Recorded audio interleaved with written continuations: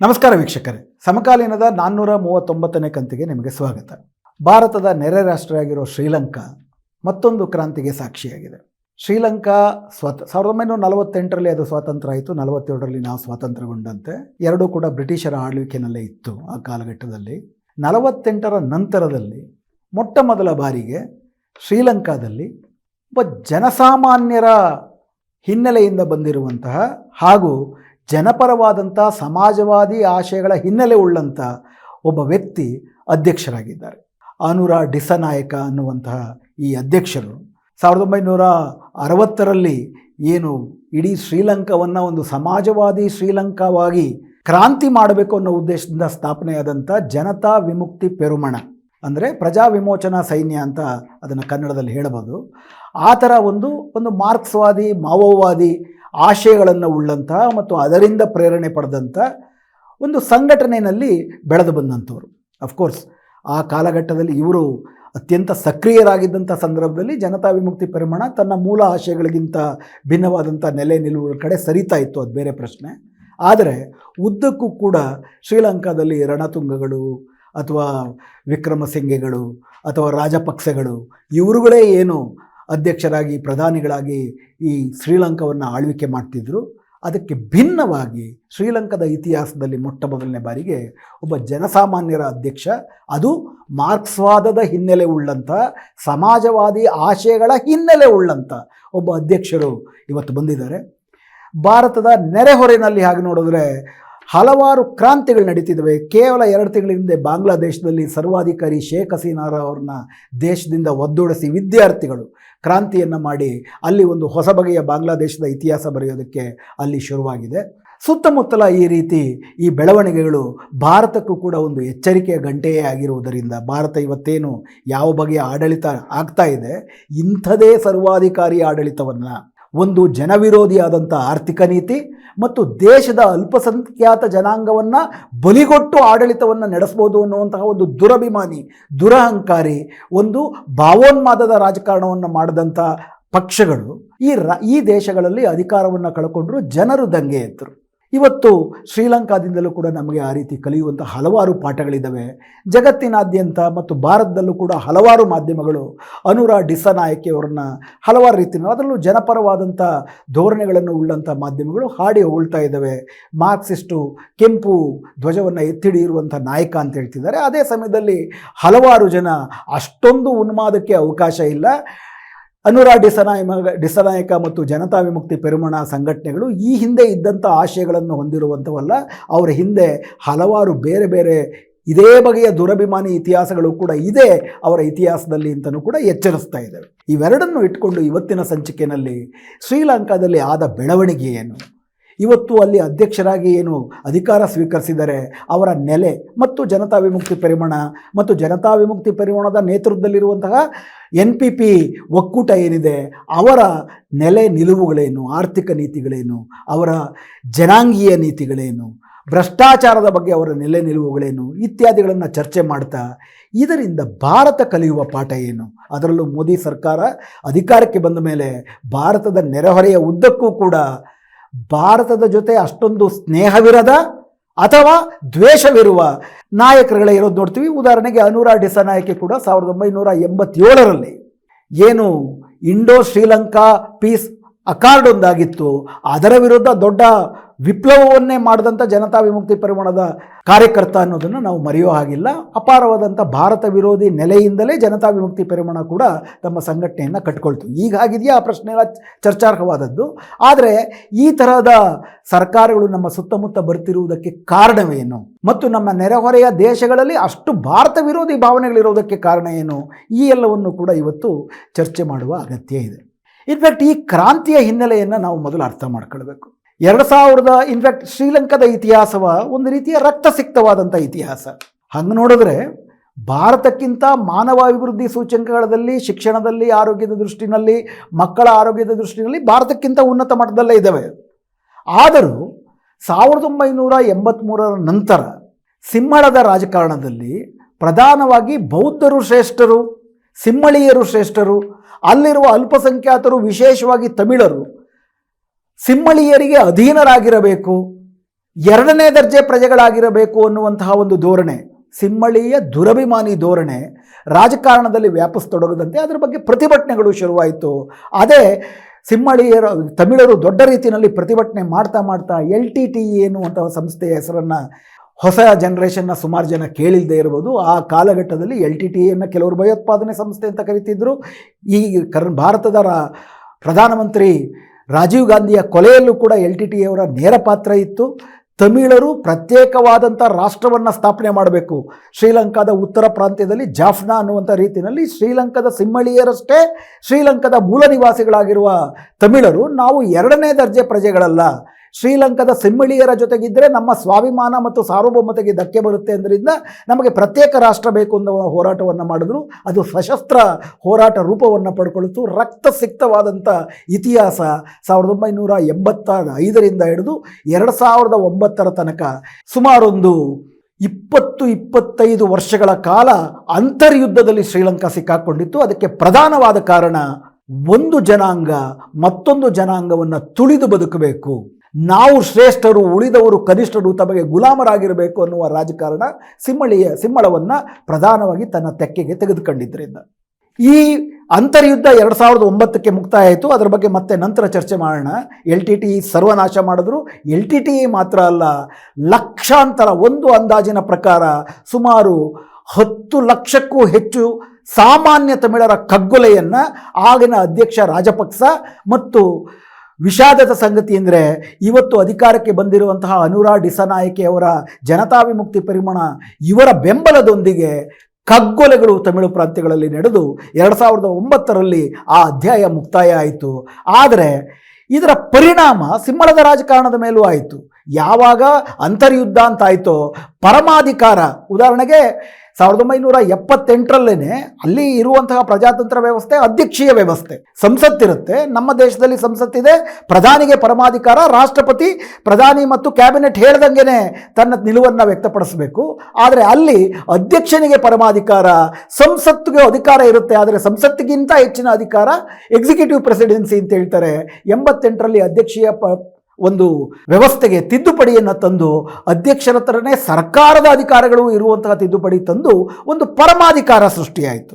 ಅಂತರ್ಯುದ್ಧ ಶುರುವಾದಾಗ ಯಾವುದೇ ಬಗೆಯ ಸಂಸದೀಯ ಉತ್ತರದಾಯಿತ್ವವೇ ಇಲ್ಲದಂಥ ಸಂದರ್ಭದಲ್ಲಿ ಯಾರು ಆ ಯುದ್ಧದ ಮುಂಚೂಣಿಯನ್ನು ವಹಿಸಿದ್ರು, ವಿಶೇಷವಾಗಿ 2006ರ ನಂತರ ಅಂತಿಮ ಕಾಲಘಟ್ಟದಲ್ಲಿ 2006, 2007, 2008, 2009ರಲ್ಲಿ LTTE ವಿರುದ್ಧ ಅಂತಿಮ ಯುದ್ಧವನ್ನು ಸಾರಲಾಯಿತು. ಅದರಲ್ಲಿ ಕೋಟ್ಯಾಂತರ ರೂಪಾಯಿ ಹಣಗಳು ಖರ್ಚಾಯಿತು. ಸರ್ವಾಧಿಕಾರ, ಪ್ರಜಾಪ್ರಭುತ್ವ, ಈಗ ಸಿಂಹಳೀಯ ತಮಿಳರನ್ನ ಮಟ್ಟ ಹಾಕಬೇಕು ಅನ್ನೋ ಕಾರಣಕ್ಕೆ ಸರ್ಕಾರಕ್ಕೆ ಎಲ್ಲ ಅಧಿಕಾರವನ್ನು ಬಿಟ್ಟುಕೊಟ್ಟರು. ಅದನ್ನು ಬಳಸಿಕೊಂಡು ರಾಜಪಕ್ಸ ಕುಟುಂಬ ಅತ್ಯಂತ ಹೀನಾಯವಾದಂಥ ಕ್ರೌರ್ಯವಾದ ಜೊತೆಗೆ ಅಪಾರ ಭ್ರಷ್ಟಾಚಾರವನ್ನು ಕೂಡ ಮಾಡುವುದಕ್ಕೆ ಶುರು ಮಾಡಿದ್ರು. ಇದು ಯಾವುದೇ ಒಂದು ದಮನದ, ಬೇರೊಬ್ಬರನ್ನ ದಮನ ಮಾಡಿ ನಾವು ಚೆನ್ನಾಗಿರ್ತೀವಿ ಅಂತಂದರೆ ಅಲ್ಲೇ ದೊಡ್ಡ ಭ್ರಷ್ಟಾಚಾರ ಆಗಿರುತ್ತೆ, ಅಲ್ಲೇ ದೊಡ್ಡ ಅನ್ಯಾಯ ಆಗಿರುತ್ತೆ ಅನ್ನೋದಕ್ಕೆ ತುಂಬ ದೊಡ್ಡ ಸಂಕೇತ ಇದು. ಹಿಟ್ಲರ್ನ ಕಾಲಘಟ್ಟದಲ್ಲೂ ಕೂಡ ಯಹೂದಿಗಳನ್ನ ಕೊಂದು ತಾವು ಮೆರಿತೀವಿ ಅಂತ ಅಂದ್ಬಿಟ್ಟು ಯಹೂದಿಗಳಿಗೆ ಶಿಕ್ಷೆ ಕೊಡ್ತೀವಿ ಅಂತ ಜರ್ಮನ್ರಿಗೆ ಹೇಳ್ತಿದ್ರು ಕೂಡ ಜರ್ಮನರ ತೆರಿಗೆ ಹಣವನ್ನು ದೊಡ್ಡ ದೊಡ್ಡ ಸೇನಾಧಿಕಾರಿಗಳು ಲೂಟಿ ಮಾಡಿ ತಾವು ಶ್ರೀಮಂತರಾದರು. ಜರ್ಮನ್ರಿಗೂ ಆ ಥರ ಅನ್ಯಾಯ ಆಗಿತ್ತು. ಅದೇ ಪರಿಸ್ಥಿತಿ ಎಲ್ಲ ಈ ಥರ ಸರ್ವಾಧಿಕಾರಿ ಫ್ಯಾಸಿಸ್ಟ್ ಸಂದರ್ಭಗಳಲ್ಲೂ ಸೃಷ್ಟಿಯಾಗುತ್ತೆ. ಅಪಾರ ಭ್ರಷ್ಟಾಚಾರ ಶುರುವಾಯಿತು. 2010ರಿಂದ 2020ರ ನಡುವೆ ಬೇರೆ ಬೇರೆ ಸರ್ಕಾರಗಳ ಮಾರ್ಪಾಡಾದರೂ ಕೂಡ ಮಹೇಂದ್ರ ರಾಜಪಕ್ಸೆ, ಗೊಟಬಾಯ ರಾಜಪಕ್ಸೆ, ಈ ಕುಟುಂಬ, ರಾಜಪಕ್ಸೆ ಕುಟುಂಬ ಅಷ್ಟೇ ಪ್ರಮುಖವಾಗಿ ಈ ರಣಸಿಂಗೆ ಅವರ ಕುಟುಂಬಗಳು ಕೂಡ ವಿರೋಧ ಪಕ್ಷದ ಕುಟುಂಬ. ಆನಂತರ ಪ್ರೇಮದಾಸ ಅನ್ನುವಂಥವರು ಒಂದಷ್ಟು ಕಾಲ ಪ್ರಧಾನಿಗಳಾದರು. ಎಲ್ಲರೂ ಕೂಡ ತಮಗಿದ್ದಂಥ ಈ ಪರಮಾಧಿಕಾರದಲ್ಲಿ ಭ್ರಷ್ಟಾಚಾರದಲ್ಲಿ ನಿರತರಾದರು.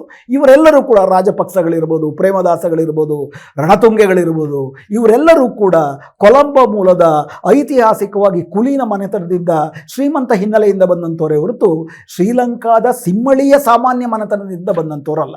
ಇದು ಹೀಗೆ ನಡೀತಿರಬೇಕಾದ್ರೆ 2020ರಲ್ಲಿ ಇಡೀ ಜಗತ್ತನ್ನು ಕೋವಿಡ್ ಅಪ್ಪಳಿಸಿದಂತೆ ಶ್ರೀಲಂಕಾ ಕೂಡ ತತ್ತರಿಸಿ ಹೋಯಿತು. ಕೋವಿಡ್ ಇದ್ದ ಆ ಕಾಲಘಟ್ಟದಲ್ಲೂ ಕೂಡ ಸರ್ಕಾರ ಕೋವಿಡ್ಡಿನ ಹೆಸರಿನಲ್ಲೂ ಭ್ರಷ್ಟಾಚಾರ, ನಮ್ಮ ರಾಜ್ಯದ ಉದಾಹರಣೆಗಳು ಗೊತ್ತಲ್ಲ, ಕೋವಿಡ್ ಹೆಸರಲ್ಲೂ ಕೂಡ ಹೇಗೆ 6-7 ಸಾವಿರ ಕೋಟಿ ರೂಪಾಯಿ ಮೆಡಿಕಲ್ ಮಾಫಿಯಾ ಆಯಿತು, ಭ್ರಷ್ಟಾಚಾರ ಆಯಿತು ಅಂತ ನೋಡ್ತೀವಿ.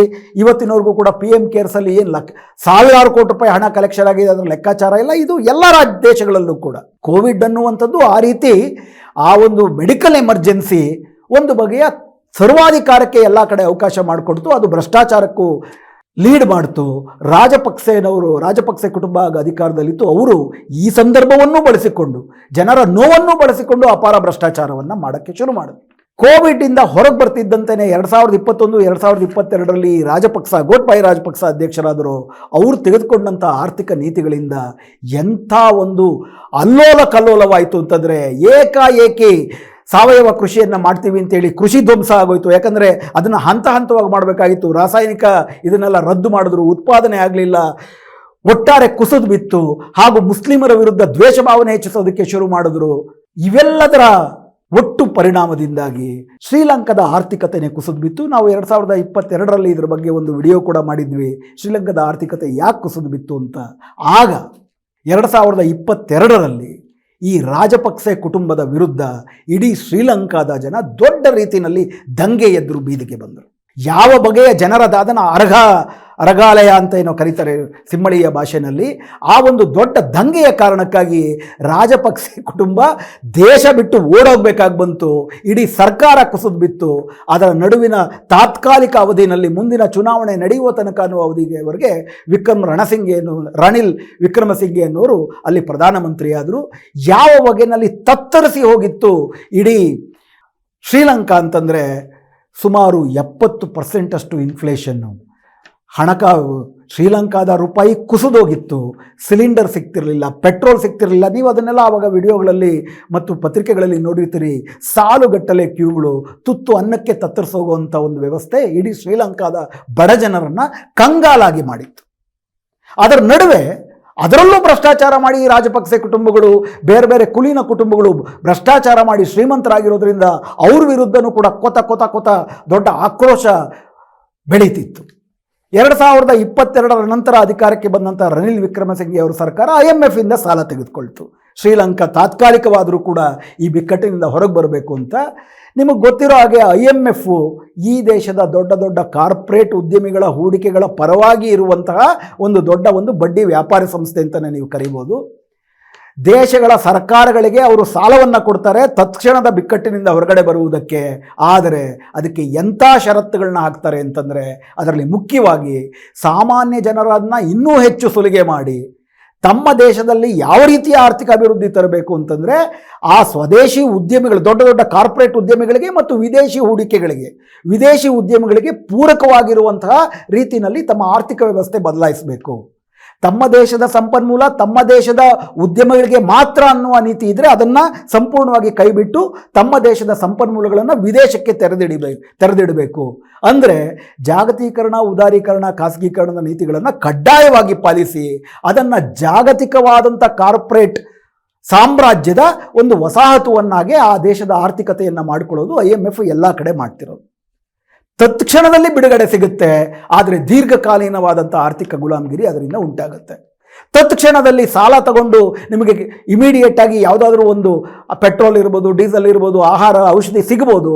ಆದರೆ ಅದಕ್ಕೆ ಕೂಡಲೇ ನೀವು ಕೊಡುವ ಬಡ್ಡಿ ಮತ್ತು ಬದಲಾಯಿಸ್ಕೊಳ್ಬೇಕಾಗಿರೋ ನೀತಿಗಳು ಹೆಂಗಿರ್ತಪ್ಪ ಅಂತಂದರೆ, ಜನರೇ ಜಾಸ್ತಿ ತೆರಿಗೆ ಕಟ್ಟಬೇಕಾಗುತ್ತೆ. ಯಾಕಂದರೆ ಅವ್ರು ವಾಪಸ್ ಕೊಡಬೇಕು ಸಾಲವನ್ನು. ಆದರೆ ಶ್ರೀಮಂತರ ಮೇಲೆ ತೆರಿಗೆ ಹಾಕಬಾರ್ದು, ಉದ್ಯಮಿಗಳಿಗೆ ಷರತ್ತುಗಳನ್ನ ವಿಧಿಸಬಾರ್ದು. ಹೀಗಾಗಿ ತತ್ಕಾಲದಲ್ಲಿ ಬಿಕ್ಕಟ್ಟು, ತತ್ಕಾಲದಲ್ಲಿ ಆರ್ಥಿಕ ಚೇತರಿಕೆ ಆದರೂ ಕೂಡ ದೀರ್ಘಕಾಲೀನದಲ್ಲಿ ಜನರೇ ಹೆಚ್ಚು ಅದಕ್ಕೆ ಬೆಲೆ ತೆರುವಂತಹ ಒಂದು ಒಪ್ಪಂದಕ್ಕೆ ಈ ರನಿಲ್ ವಿಕ್ರಮಸಿಂಘೆ IMF ಒಪ್ಪಂದಕ್ಕೂ ಕೂಡ ಸಹಿ ಹಾಕಬೇಕಾಗಿ ಬಂತು.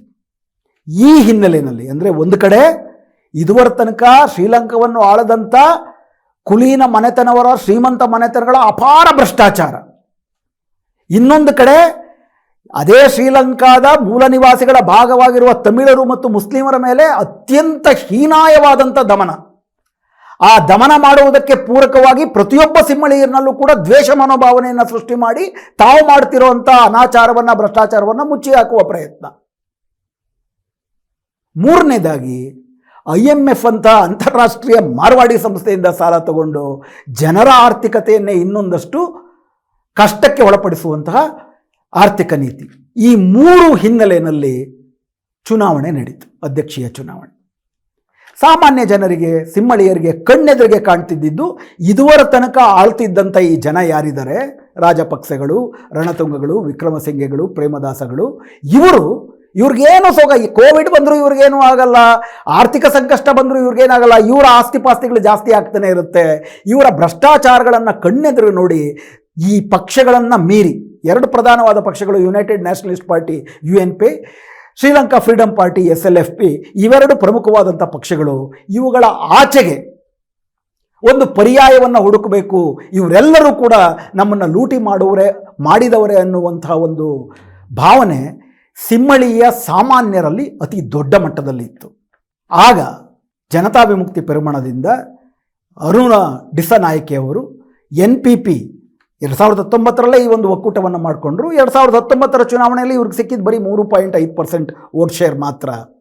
ಆದರೆ 2020ರ ಕೋವಿಡ್ಡು, 2022ರಲ್ಲಿ ನಡೆದಂಥ ದೊಡ್ಡ ಆರ್ಥಿಕ ಸಂಕಷ್ಟ, IMF ಷರತ್ತುಗಳು ಹಾಗೂ ಭ್ರಷ್ಟಾಚಾರದ ವಿರುದ್ಧ ನಡೆದಂಥ ದೊಡ್ಡ ಜನಾಂದೋಲನ, ಇವುಗಳೆಲ್ಲದರ ಒಟ್ಟು ಮೊತ್ತವಾಗಿ ಇದುವರ ತನಕ ಪಾರಂಪರಿಕವಾಗಿದ್ದಂಥ ಪಕ್ಷಗಳ ಮೇಲೆ ಹುಟ್ಟಿಕೊಂಡಂಥ ಅಪಾರವಾದಂಥ ಸಿಟ್ಟು, ಇವೆಲ್ಲದರ ಲಾಭವೂ ಕೂಡ ಜನತಾ ವಿಮುಕ್ತಿ ಪೆರಮಣ ಮುಂದಿಟ್ಟಂಥ ಭ್ರಷ್ಟಾಚಾರವನ್ನು ಸಂಪೂರ್ಣವಾಗಿ ಮೂಲೆಗುಂಪು ಮಾಡ್ತೀವಿ. IMFನ ಜೊತೆಗೆ ನಾವು ಷರತ್ತುಗಳನ್ನು ಸಂಪೂರ್ಣವಾಗಿ ತೆಗೆದುಹಾಕೋದಕ್ಕೆ ನಾವು ಮಾಡ್ತೀವಿ. ಹಾಗೂ ಕೂಡಲೇ ನಾವು ಕನಸು ಕಾಣುವಂತಹ ಒಂದು ಎಲ್ಲರಿಗೂ ಸುಲಭವಾಗಿ ಎಟುಕುವಂತಹ ಬೆಲೆಗಳಲ್ಲಿ ಸೌಕರ್ಯಗಳನ್ನು ಒದಗಿಸ್ತೀವಿ ಎಂದು ಕೊಟ್ಟಂಥ ಪ್ರಾಮಿಸ್ಸು, ಮತ್ತು ಈ ಪರ್ಟಿಕ್ಯುಲರ್ ಈ ಅಧ್ಯಕ್ಷರಿಗೆ ಆ ರೀತಿ ಅಧಿಕಾರ ಗದ್ದುಗೆನಲ್ಲಿ ಸಿಕ್ಕಿ ಇದ್ದು ಭ್ರಷ್ಟಾಚಾರ ಮಾಡದಂಥ ಹಿನ್ನೆಲೆ ಇಲ್ದಿರೋದು, ಈ ಎಲ್ಲ ಕಾರಣಗಳು ಒಟ್ಟು ಸೇರಿ ಅಧ್ಯಕ್ಷೀಯ ಚುನಾವಣೆಯಲ್ಲಿ JVPಯ NPPಯ ಅನುರಾ ಡಿಸನಾಯಕೆಯವರಿಗೆ 42.5% ವೋಟ್ ಸಿಕ್ತು ಒಟ್ಟಾರೆ ರಾಷ್ಟ್ರ ಮಟ್ಟದಲ್ಲಿ. ಎರಡನೇ ಹಂತದಲ್ಲಿ ಅವರ ಎರಡನೇ ಪ್ರತಿಸ್ಪರ್ಧಿಯಾಗಿ ಪ್ರೇಮದಾಸ ಅವರಿಗೆ 32% ವೋಟ್ ಸಿಕ್ತು.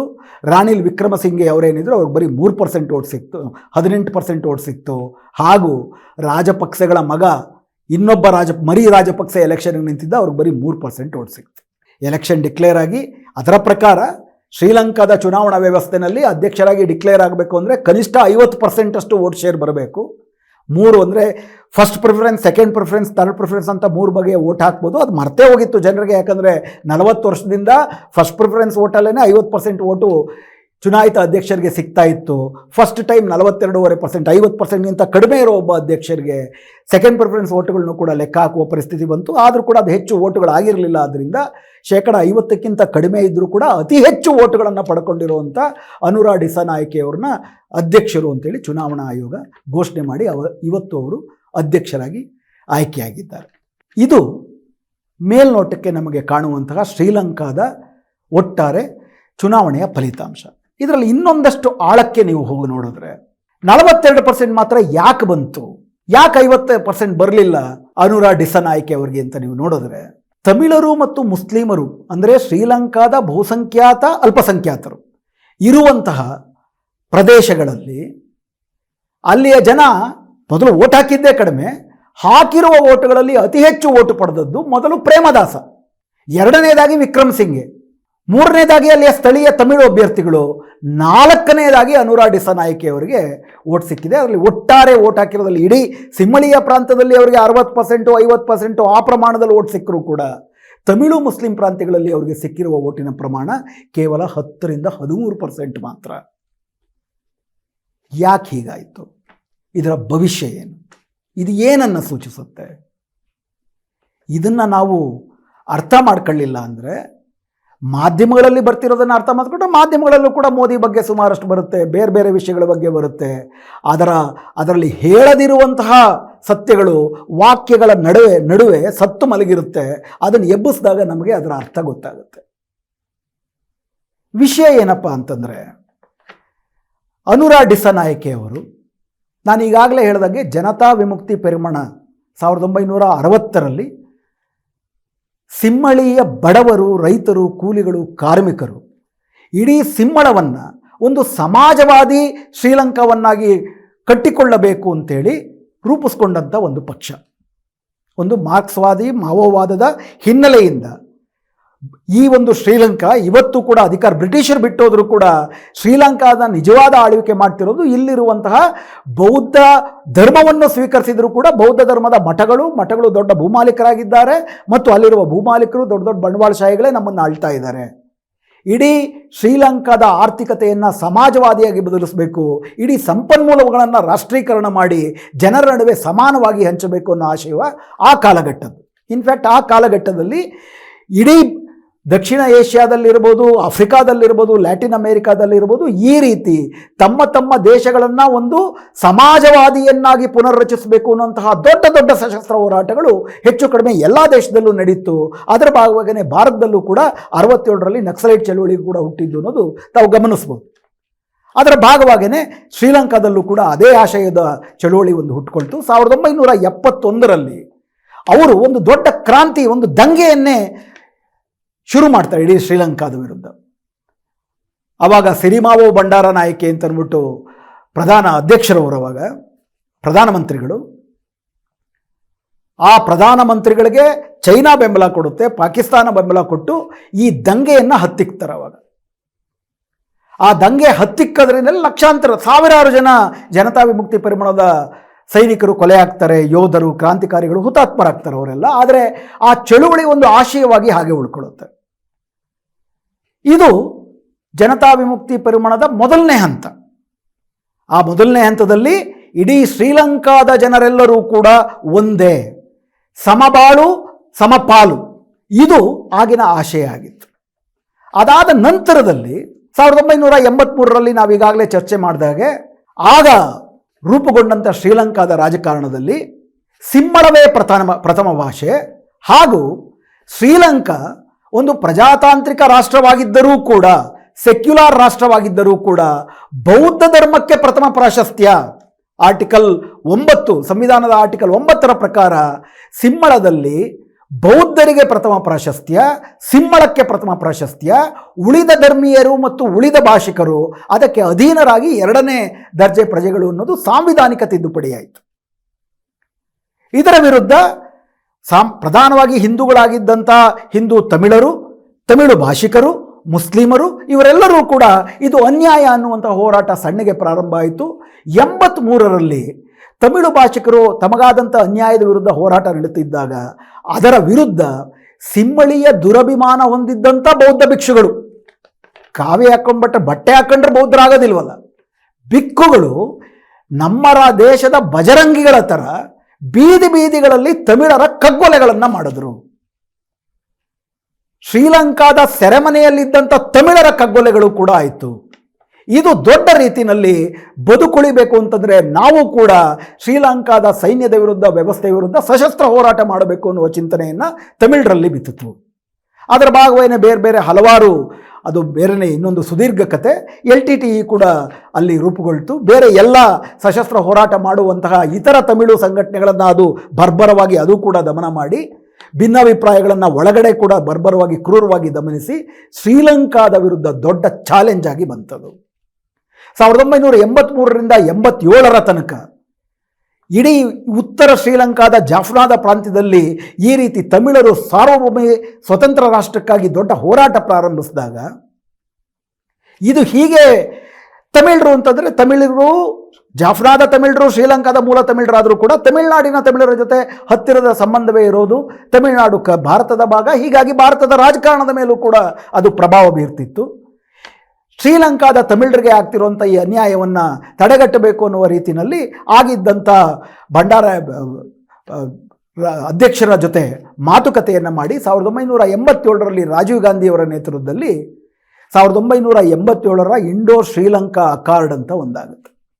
ಆ ಇಂಡೋ ಶ್ರೀಲಂಕಾ ಅಕಾರ್ಡ್ ಪ್ರಕಾರ ಶ್ರೀಲಂಕಾದ ಸಂವಿಧಾನಕ್ಕೆ ಆರ್ಟಿಕಲ್ 13 ಅನ್ನುವಂತಹ ಒಂದು ತಿದ್ದುಪಡಿಯನ್ನು ಸೇರಿಸಿ ತಮಿಳು ಬಾಹುಳ್ಯ ಇರುವಂತಹ ಉತ್ತರ ಶ್ರೀಲಂಕಾ ಮತ್ತು ಪೂರ್ವ ಶ್ರೀಲಂಕಾಗೆ ಪ್ರತ್ಯೇಕ ಪ್ರಾಂತ್ಯಗಳಿಗಾಗಿ ಹೆಚ್ಚು ಅಧಿಕಾರವನ್ನು ಕೊಡುವಂತಹ, ನಮ್ಮಲ್ಲೇನು ರಾಜ್ಯಗಳು ಅಂತೀವಿ ಆ ರೀತಿ ಪ್ರಾಂತ್ಯಗಳನ್ನಾಗಿ ಮಾಡಿ ಪ್ರಾಂತೀಯ ಸರ್ಕಾರವನ್ನು ರೂಪಿಸಿಕೊಳ್ಳುವುದಕ್ಕೆ ಅಧಿಕಾರವನ್ನು ಹಂಚಿಕೊಳ್ಳುವಂತಹ ಒಂದು ಕಲಮನ್ನು ಆರ್ಟಿಕಲ್ 13ರ ತಿದ್ದುಪಡಿಯ ಭಾಗವಾಗಿ ಸೇರಿಸ್ತಾರೆ. ಆದರೆ ಇದು ಹಂಗಾದರೂ ಕೂಡ ಇದು ತಮಿಳರಿಗೂ ಸಿಕ್ಕಾಪಟ್ಟೆ ಅಸಮಾಧಾನ ಸೃಷ್ಟಿ ಮಾಡುತ್ತೆ. ಯಾಕಂದರೆ ಅವ್ರು ಕೇಳ್ತಿದ್ದಿದ್ದು ಸ್ವತಂತ್ರ ರಾಷ್ಟ್ರ. ಮತ್ತೊಂದು ಕಡೆ ಸಿಂಹಳಿಯ ರಾಷ್ಟ್ರೀಯ ದುರಭಿಮಾನಿಗಳಿಗೆ ಅವರು ನಮ್ಮ ದೇಶದಲ್ಲಿ ಇದ್ದಾರೆ ಅಂದರೆ ನಾವು ಹೇಳ್ದಂಗೆ ಕೇಳ್ಕೊಂಡಿರಬೇಕು, ಅವ್ರಿಗೇನು ಅಧಿಕಾರ ಹಂಚಿಕೊಳ್ಳೋದು ಅನ್ನುವ ರೀತಿಯಲ್ಲಿ ಸಿಂಹಳಿಯರ ದುರಭಿಮಾನವೂ ಕೂಡ ಸೃಷ್ಟಿಯಾಗುತ್ತೆ.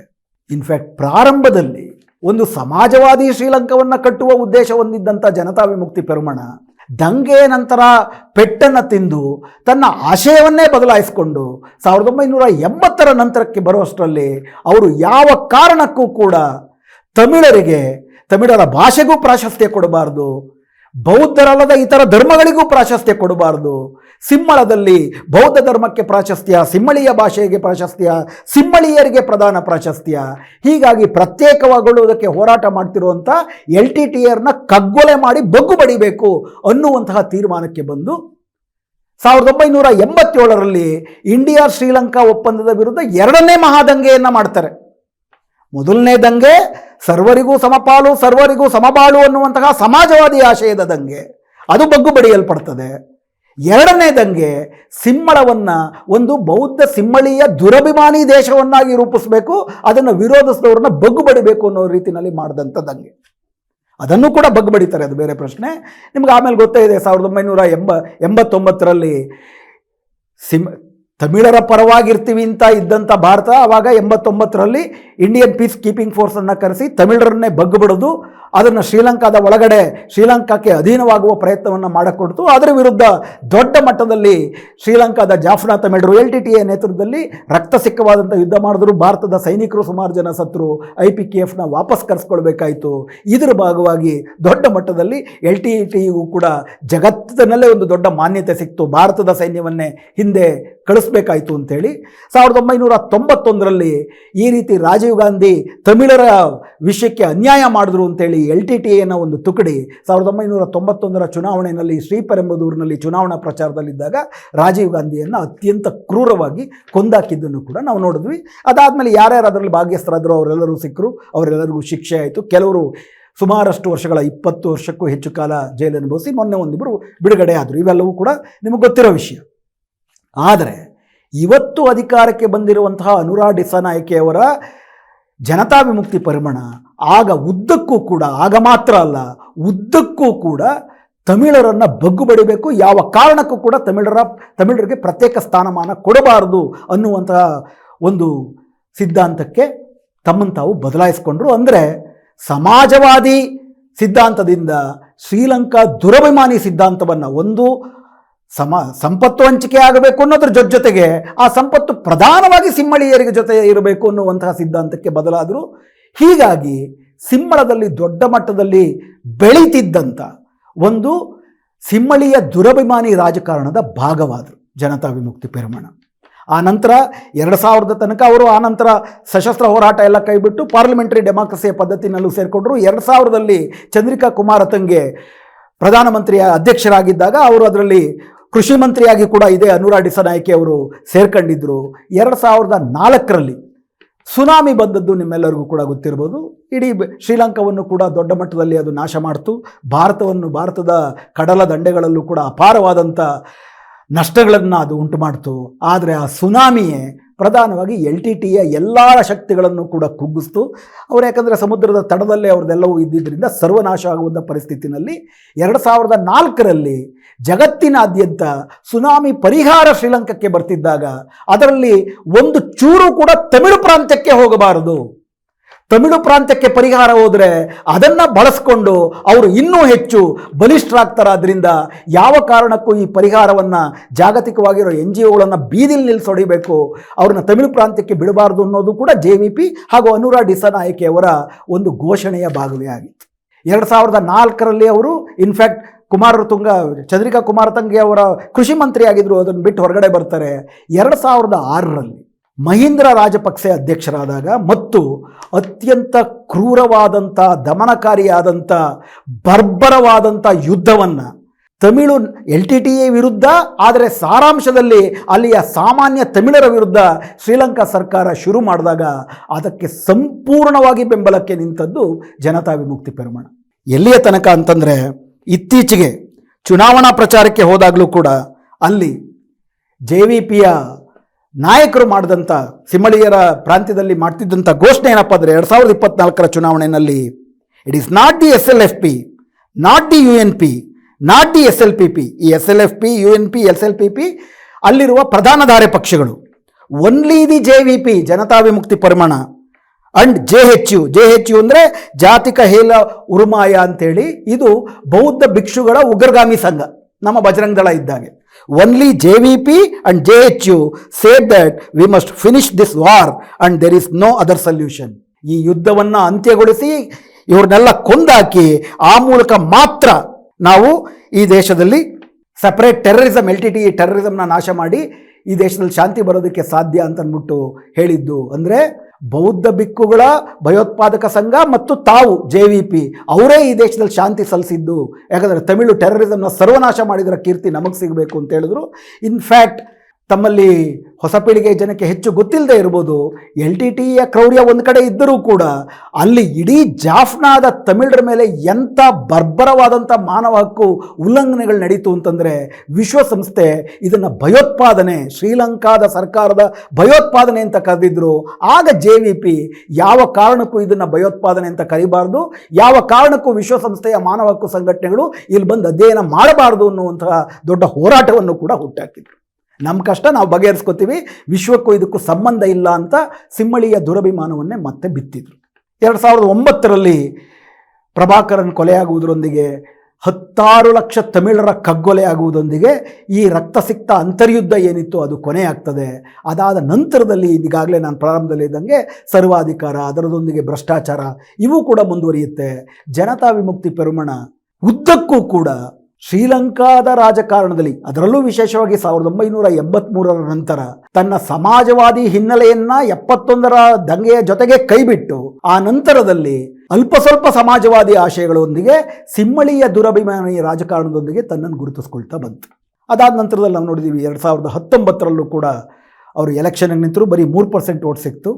ಅದಾದ ನಂತರದಲ್ಲಿ 2022ರಲ್ಲಿ ಉಂಟಾದಂಥ ಒಂದು ದೊಡ್ಡ ಒಂದು ಕೋಲಾಹಲದ ಸನ್ನಿವೇಶದಲ್ಲಿ, ಅರಾಜಕತೆಯ ಸನ್ನಿವೇಶದಲ್ಲಿ, ಜನಾಂದೋಲನದ ಹಿನ್ನೆಲೆಯಲ್ಲಿ, ಭ್ರಷ್ಟಾಚಾರ ವಿರೋಧಿ ಭಾವನೆಯ ಹಿನ್ನೆಲೆಯಲ್ಲಿ, ಸಂಕಷ್ಟಗಳ ಹಿನ್ನೆಲೆ ಏನಿತ್ತು ಅದರಲ್ಲಿ ಇವತ್ತವರು ಅಧಿಕಾರಕ್ಕೆ ಬಂದಿದ್ದಾರೆ. ಅಧಿಕಾರಕ್ಕೆ ಬಂದ ಹೊತ್ತಿನಲ್ಲೂ ಕೂಡ ಸಿಮ್ಮಳೀಯ ಪ್ರದೇಶದಲ್ಲಿ ಬಹುಮತ ಪಡೆದಿದ್ದಾರೆ ಹೊರತು ಮುಸ್ಲಿಂ ಬಹುಸಂಖ್ಯಾತ ಪ್ರದೇಶದಲ್ಲಿ, ತಮಿಳು ಬಹುಸಂಖ್ಯಾತ ಪ್ರದೇಶದಲ್ಲಿ ಇವತ್ತಿಗೂ ಅವರು ಇತರ ಪಕ್ಷಗಳನ್ನು ಜನರು ನಂಬಿದ್ದಾರೆ ಹೊರತು ಅಲ್ಲಿರುವ ಅಲ್ಪಸಂಖ್ಯಾತರು ಇವರನ್ನು ನಂಬಿಲ್ಲ. ಯಾಕಂತಂದರೆ 2024ರಲ್ಲಿ ಚುನಾವಣಾ ಪ್ರಚಾರಕ್ಕೆ ತಮಿಳು ಪ್ರಾಂತ್ಯಗಳಿಗೆ ಹೋದಾಗಲೂ ಕೂಡ ಅನುರಾ ಡಿಸಾನಾಯ್ಕೆ ಮಾಡಿರುವ ಭಾಷಣ ಏನಪ್ಪ ಅಂದರೆ, ಅದರೊಂದು ತುಣುಕನ್ನು ನಿಮ್ಮೆದುರಿಗೆ ಓದ್ತೀನಿ. We didn't come here to ask for your vote. Tamil ಬಹುಸಂಖ್ಯಾತ ಪ್ರದೇಶದಲ್ಲಿ ಅನುರಾ ಡಿಸಾನಾಯ್ಕೆ ಅವರು ಮಾಡಿರುವ ಭಾಷಣ, ನಿಮ್ಮ ವೋಟ್ ಕೇಳ್ಕೊಂಡು ನಾವಿಲ್ಲಿ ಬಂದಿಲ್ಲ. We didn't come here to tell you that we would offer you the 13th amendment and you can vote for us in exchange. ತುಂಬ ಸ್ಪಷ್ಟವಾಗಿ ಹೇಳ್ತಿದ್ದಾರೆ, ನಾವಿಲ್ಲಿ ಆ 13th amendmentನ ಜಾರಿಗೆ ತಂದು ನಿಮಗೂ ಕೂಡ ಸಮನಾಗಿ ಅಧಿಕಾರ ಹಂಚ್ತೀವಿ, ಅದರ ಬದಲಿಗೆ ನೀವು ನಮಗೆ ಓಟ್ ಕೊಡಿ ಅಂತಲೂ ಹೇಳಕ್ಕೆ ಬಂದಿಲ್ಲ. ಯಾಕಂದರೆ 13th amendment ನಾವು ಒಪ್ಪಲ್ಲ. ಚುನಾವಣೆ 2024ರ ಚುನಾವಣೆಯಲ್ಲೂ ಇವ್ರು ಹೇಳ್ತಿರೋದು, I didn't come here to offer you federalism, ಒಕ್ಕೂಟ ತತ್ವವನ್ನು ನಾನು ಹೇಳೋದಕ್ಕೆ ನಿಮ್ಮ ಹತ್ರಕ್ಕೆ ಬಂದಿಲ್ಲ. I came here to discuss how we can help Sri Lanka emerge from its crisis. ಇವತ್ತೊಂದು ಬಿಕ್ಕಟ್ಟಲ್ಲಿದೆ ಶ್ರೀಲಂಕಾ, ಇದರಿಂದ ಹೊರಗಡೆ ಹೆಂಗೆ ಬರಬೇಕು, ಇಡೀ ದಕ್ಷಿಣ ಶ್ರೀಲಂಕಾ ನಮ್ಮ ಜೊತೆ ಇದೆ, ನೀವು ಉತ್ತರದವರು ನಮ್ಮ ಜೊತೆ ಇರ್ತೀರಾ, ದಕ್ಷಿಣದವರಿಗೆ ದ್ರೋಹಿಗಳಾಗ್ತೀರಾ, ಇದನ್ನು ನೀವು ಆಯ್ಕೆ ಮಾಡ್ಕೊಳ್ಳಿ ಅಂತ 2024ರ ಚುನಾವಣಾ ಪ್ರಚಾರದಲ್ಲೂ ಇದು JVPಯ ಅನುರಾ ಡಿಸಾನಾಯ್ಕೆಯವರ ಭಾಷಣದ ತಾತ್ಪರ್ಯವಾಗಿತ್ತು. ಇಡೀ ಚುನಾವಣಾ ಪ್ರಚಾರ ಅವರ ಪ್ರಣಾಳಿಕೆಯಲ್ಲೂ ಕೂಡ 13th amendmentನ ಜಾರಿಗೆ ತರುವುದಿಲ್ಲ, ಅಂದರೆ ಒಕ್ಕೂಟ ವ್ಯವಸ್ಥೆಗೆ ನಾವು ಸಿದ್ಧವಿಲ್ಲ, ಇದನ್ನೇ ಅವರು ಸ್ಪಷ್ಟವಾಗಿ ಹೇಳಿದ್ದಾರೆ. ಈಗ ಅವರು ಅಧಿಕಾರಕ್ಕೆ ಬಂದಿದ್ದಾರೆ. ಅಧಿಕಾರಕ್ಕೆ ಬಂದ ನಂತರ ಅವರ ಮುಂದೆ 3 ಮುಖ್ಯ ಪ್ರಶ್ನೆಗಳಿದ್ದಾವೆ. ಮೊದಲನೇದು ಅಪಾರವಾದಂಥ ಆರ್ಥಿಕ ಸಂಕಷ್ಟ. ಈ ಆರ್ಥಿಕ ಸಂಕಷ್ಟದಿಂದ ಹೊರಗಡೆ ಬರುವುದು ಹೇಗೆ? ಯಾಕಂದರೆ IMF ಇಂದ ಸಾಲ ತಗೊಂಡಿದ್ದೀವಿ, ಈ IMF ಸಾಲದ ಷರತ್ತುಗಳನ್ನು ಪಾಲಿಸಿದಷ್ಟು ಸಂಕಷ್ಟಗಳು ಜಾಸ್ತಿ ಆಗ್ತವೆ. ಆದರೆ ಈ ಚುನಾವಣೆಯಲ್ಲಿ ಎಲ್ಲೂ ಕೂಡ ಅನುರಾ ಡಿಸಾನಾಯ್ಕೆಯವರು IMF ಷರತ್ತುಗಳಿಗೆ ನಾವು ಪರ್ಯಾಯವಾದಂಥ ಮತ್ತೊಂದು ಮಾರ್ಗವನ್ನು ಹುಡುಕ್ತೀವಿ ಅಂತ ಹೇಳಲೇ ಇಲ್ಲ. IMF ಜೊತೆ ನಾವು ಈ ಷರತ್ತುಗಳ ತೀವ್ರತೆಯನ್ನು ಕಡಿಮೆ ಮಾಡುವುದಕ್ಕೆ ಮಾತುಕತೆ ನಡೆಸ್ತೀವಿ ಅಂತ ಹೇಳಿದ್ದಾರೆ. ಅರ್ಥಾತ್ IMF ಚೌಕಟ್ಟನ್ನು ನಾವು ಒಪ್ಕೊಳ್ತೀವಿ ಅಂತ ಹೇಳಿದ್ದಾರೆ. IMF ಯಾರಿಗೂ ಯಾವ ದೇಶದಲ್ಲೂ ತನಗೆ ಸಲ್ಲಬೇಕಾಗಿರುವ ಬಡ್ಡಿ ತಾನು ಹಾಕಿರುವ ಷರತ್ತುಗಳಲ್ಲಿ ತಿದ್ದುಪಡಿ ಎಲ್ಲೂ ಒಪ್ಪಿಲ್ಲ. ಹೀಗಾಗಿ ಸದ್ಯಕ್ಕೆ ಯಾವ ಮಾರ್ಗವೂ ಇಲ್ಲ ಅನ್ನೋ ಕಾರಣಕ್ಕಾಗಿ ಅನಿವಾರ್ಯವಾಗಿ ನಾವು ಷರತ್ತನ್ನು ಪಾಲಿಸಲೇಬೇಕು ಅನ್ನೋದಿದ್ರೂ ಕೂಡ ಚುನಾವಣೆಯ ಸಂದರ್ಭದಲ್ಲಿ ತಾವು ಭಿನ್ನ ಅಂತ ಜನರನ್ನು ಒಪ್ಪಿಸುವುದಕ್ಕೆ ಷರತ್ತುಗಳ ತೀವ್ರತೆಯನ್ನು ಕಡಿಮೆ ಮಾಡ್ತೀವಿ ಅಂತ ನಾಟಕದ ಭಾಷಣೆಯನ್ನು ಮಾಡಿದ್ದಾರೆ ಹೊರತು ಸಾರದಲ್ಲಿ ಇವರು ಕೂಡ IMF ಷರತ್ತನ್ನು ಸಾರಾಸಗಟು ಪಾಲಿಸ್ತೀವಿ ಅನ್ನೋದನ್ನೇ IMFಗೆ ಕೊಟ್ಟಿರುವ ಸಂದೇಶವನ್ನಾಗಿದೆ. ಎರಡನೇದು ಅವ್ರ ಮುಂದೆ ಇದ್ದಂಥ ಸವಾಲೇನು, ಮುಸ್ಲಿಮರು ಮತ್ತು ತಮಿಳರು ಅಲ್ಪಸಂಖ್ಯಾತರೇನಿದ್ದಾರೆ ಅವರನ್ನು ಹೆಂಗೆ ನೀವು ವಿಶ್ವಾಸಕ್ಕೆ ತೆಗೆದುಕೊಳ್ತೀರಿ. ಪ್ರಾರಂಭದ ಭಾಷಣದಲ್ಲಿ ಅವರು ನಾನು ಇಡೀ ಶ್ರೀಲಂಕಾದ ಅಧ್ಯಕ್ಷ ಅಂತ ಹೇಳಿರೋದು ನಿಜ, ನಾವು ಹೊಸ ಇತಿಹಾಸವನ್ನು ಸೃಷ್ಟಿ ಮಾಡಬೇಕು, ನಾವೆಲ್ಲರೂ ಒಟ್ಟಾಗಿ ಹೊಸ ಶ್ರೀಲಂಕಾವನ್ನು ಕಟ್ಟಬೇಕು ಅಂತ ಭಾಷಣ ಎಲ್ಲ ಮಾಡಿದ್ದಾರೆ. ಆದರೆ ಕೃತಿಗೆ ಬಂದರೆ ಉದಾಹರಣೆಗೆ ಮೊನ್ನೆ ಅವರು ರಕ್ಷಣಾ ಕಾರ್ಯದರ್ಶಿಯಾಗಿ ಒಬ್ಬರನ್ನ ನೇಮಕ ಮಾಡ್ಕೊಂಡಿದ್ದಾರೆ.